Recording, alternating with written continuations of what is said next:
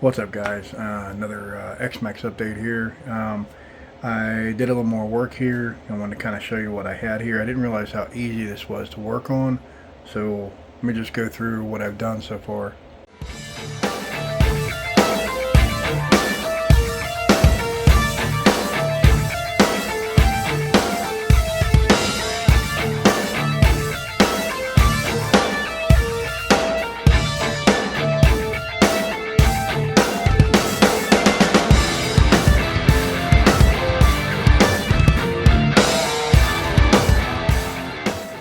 Alright, so I got it split apart in its modular form here. This is the front part. I put the steering rack on here, which I'm going to replace this horn with one that fits a standard servo. And this is the servo I'm going to put in here. It's a 45 kilogram DS servo. I've been using these for a while. I really like them. They work out pretty good. So I'm going to replace the servo horn here. Gonna put one on that matches the servo here. I think it's a 25 tooth or whatever. Just your standard servo here. So Traxxas uses a different one. I wasn't aware of that. So anyway, we put a steering rack in here. It was really easy to put in. It just goes in here. Remove this cover. It's got this nice little bearing here that I like. That you put the horn in there once you get it all set up, and it makes for a nice strong steering system. I kind of like that. And these arms here on, I guess they call these like toe-in links or whatever. I like those as well. They seem to hold pretty good. The design on the ends here, basically you just screw a screw in there, you're done. You don't have to worry about nuts on the bottom or anything. Same with what connects to the hub out there as well. Really easy design. I do like that. And I put my I put these metal braces on here for the hinge pins. So I got one here, which was really simple as well. And then I had one on the front there as well, and that's on both sides. So as you can see, you just take these screws out here, these ones that lock the pins, pop the pins out, place them in, pop your pins back, secure it back down. Super easy. I didn't realize how easy it was to work on this truck here, so I'm kind of having fun doing it. It's fairly easy. To remove the CrackMaxx in modular form, I guess it comes apart in three parts. You got the front end, the rear end, and the center. And basically the front took 1, 2, 3, 4, 5, 6 screws. And then there was the two for the top there. That's really simple. So I didn't realize how easy that was. I did get some new parts and stuff in here. This is going to be the motor mount I'm going to use. It is a metal one, aluminum or whatever. I forget which brand I bought, Zewski or whatever, Chinesium stuff. I got it off of Amazon. Seems like it's pretty good and solid. I think it's going to hold pretty good. The aluminum seems to be pretty tight. I like the tolerance on it, so it should work out really well. Slap that thing right in there, boom, bada bing.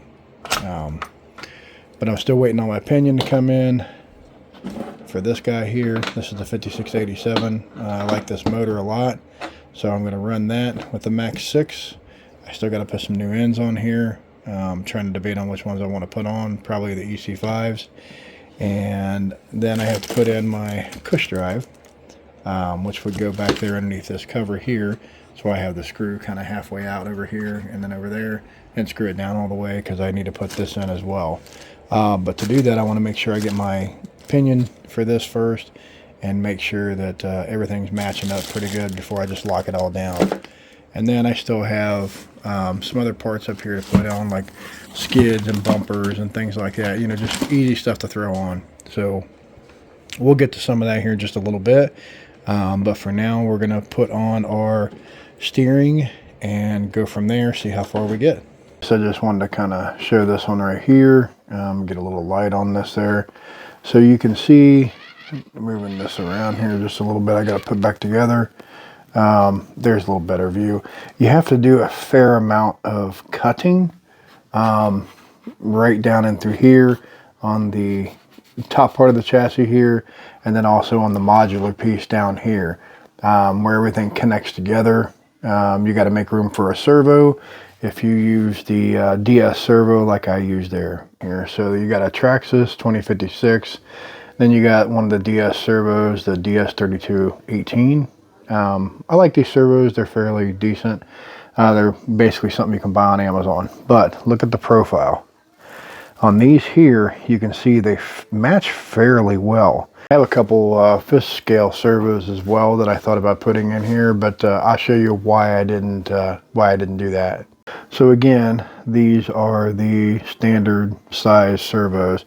And if you see here, I've got the one standing up here a little bit, the Traxxas one, because the bodies are always shorter for some reason. Sometimes that creates fitment issues, sometimes it don't. Now this is a typical Roven fifth scale. Just show you how big that is there. Bam. That's the reason why I didn't throw one of these bad boys in. You could probably make one fit, but there's quite a bit more room that you need. I'm not a big fan of cutting these bodies and stuff like that. Honestly, I'd rather cut the chassis. You start messing with the servo itself and you're going to have steering issues, water get down in there and all kinds of things there. I'd rather leave those alone. So in the next video here, my plan is to get the bumpers on, get the skids on, fasten down the electronics. I got them kind of sitting in there now about how I want them. Got to fasten everything down, put the cush drive in, cinch down the pinion gear, all that kind of stuff there. So once I get that stuff done, I plan on doing that quickly in the next video and then hopefully getting it out for a drive. Unless I run into some more issues. If I run into some more issues, I will obviously show what they are, because that's kind of what I think I need to show you guys here. It's not so much a build as it is when you run into problems for something custom like what I'm doing here. I know the top part of the chassis here, the little brace or whatever I had to cut. So let me turn you around to show you that. So I've just got the electronics and stuff just sitting in here, but right here there used to be a, let me see if I can get a good angle on it there, get some light on it. So right here where you can see that there used to be a brace that went from here to here. And it had a little notch in it, but it would obviously be in the way of the motor wires, so I had to cut it out. There's just obviously things like that that you're going to have to do when you're doing custom stuff like that. So those are the kind of things I want to showcase and kind of bring to your attention, because those are things that people don't typically talk about. They just say, well, I had to do da da da da da. And they don't really tell you what they did. It's like some big secret, whatever, you know, whatever. I'm not big on that stuff. If I figure something out, I'm going to let everybody know about it. So that's what my plan is here. So once I get the rest of the parts in here, I think I'm waiting on a spur gear and a couple little pieces.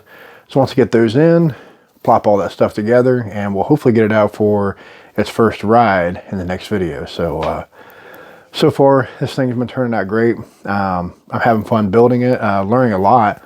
I didn't know about the modular form. I mean, I guess I could have looked that stuff up, but I really didn't know. So it's nice to know that it has that, and it makes it one hell of a lot easier process. But you know, I didn't know all those things. You know, you live and you learn. So yeah, next video, like I said, we're going to be getting a couple things together on it. Hopefully we get the bumpers and the skids on it, cinch down the electronics, the cush drive and the spur gear. Shouldn't take much to do all that stuff. Basically just a couple bolts, and I don't foresee any more issues with it. But you know, if I run into anything else, I'll be sure and stop and show you what I did and what I didn't do. But hopefully we'll just have like an overview of, hey, I put this on, and then get it straight out to drive it. So that's kind of the plan. So appreciate it, guys. Thank you everybody for watching. Thanks for all the support so far. I really appreciate it. I got a lot more stuff to get to. I don't know if I'm going to finish my schedule for what I had planned for this winter before it warms back up, but I'm damn sure going to try. I got a lot more to get through here, so just stay tuned. I'm going to try to be cranking these out as quickly as I can. So I've got some more toy grade stuff coming up. I've got a new engine for the Losi 5T. I've got a new top head for one of the HPIs. I've got the brushless system to put in the Kraken. I've got lots of stuff. I still have this build over here, which I stopped on right now. That's the SX24 monster truck build. I just got a lot going on. And I also have back here on the shelf, where is it at? Up there, the RGT build. I'm basically taking the RGT, trying to make the chassis make sense, because right now you don't get as much flex and stuff on it. It's a 18th scale, it might be 24, 18, somewhere in the neighborhood, crawler. And its biggest downside is you don't get much flex on the wheels, where the servo and stuff is at in the front, you get about half travel before it's hitting the chassis. So I'm trying to change all that. So I got some new chassis and stuff in, the rails and everything, but I got a cut and chop to make the holes line up the way that I want them to. So been a little bit of a work in progress, but kind of stopped on that one for now too. I still got to build the Orlando Hunter pickup truck. Haven't even touched that. Haven't went back to the WL Toys A959 or whatever that thing's called. Have not been back to that one yet either. Had a lot more stuff I wanted to do with it. May get to it, may not. Some of this stuff just may have to wait until we get time for it. I did get some really cool stuff in here, like that red cat. I thought that was cool. You know, but trying to work and shake things up a little bit here. I do have a Mojave 4S to build as well. Still buying parts for it, so hopefully by the time I get everything else done, I'll be ready for another project, but we'll see. If not, we'll just do it as we can. So that's all we can do. Once again, thank you for watching. Sorry about the long-winded thing here. Just trying to be as thorough as I can here. So if anybody has any questions about these conversions or builds or anything else that I'm doing here, like this CrackMaxx thing here, I'm brand new. I'm by far no expert. So if there's things that you see that I'm doing that I could do better, hit me up. Appreciate it, guys, and we'll see you on the next one.